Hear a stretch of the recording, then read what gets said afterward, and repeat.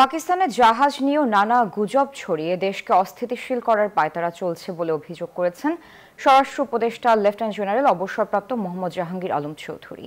আইনশৃঙ্খলা পরিস্থিতি এখনো সন্তোষজনক নয় উল্লেখ করে প্রতিবেশী অনেক দেশ উস্কানি দিচ্ছে বলে অভিযোগ করেন তিনি। দুপুরে চট্টগ্রাম মেট্রোপলিটন পুলিশ কার্যালয়ে সাংবাদিকদের সাথে মতবিনিময়কালে এমন মন্তব্য করেছেন তিনি। জুলাই অভ্যুত্থানে পুলিশের লুট হওয়া সকল অস্ত্র উদ্ধার করা হবে বলেও জানান স্বরাষ্ট্র উপদেষ্টা।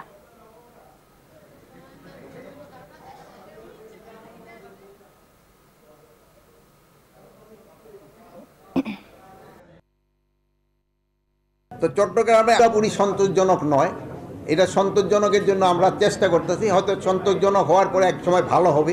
আমাদের দেশে কি কোনো দেশে জাহাজে আসা কি নিষেধ আছে? কোনো দেশের জাহাজ আসা আমাদের দেশে, আমরা সবার জন্য তো আমাকে বন্দর উন্মুক্ত। অন্য দেশের জাহাজ আসছে অসুবিধা কি? আমার খালি একটা দেশের জাহাজ আছে, আমরা কি কারো কাছে বন্দি নাকি? আমি যে খালি তারই সেবা করব? আমার দেশ ওপেন, সবার জন্য খোলা। এইটার ভিতরে আপনারা দেখছেন যে এইটার ভিতরে কিন্তু অনেক কিছু আছে। আপনারা জানেন খেজুর, পেঁয়াজ, যেটা আমার এখন দরকার, রোজার সময় আমার খেজুর দরকার, তো এইটা আসছে, আলু, এইগুলি আসছে, তো এগুলিকে আমি আসতে দিব না? তো এইটা যারা রটাচ্ছে তারা আমাদের দেশের শত্রু, যারা এটা রটাচ্ছে এটা আমাদের দেশের শত্রু, এটা আপনারা প্রচার করেন।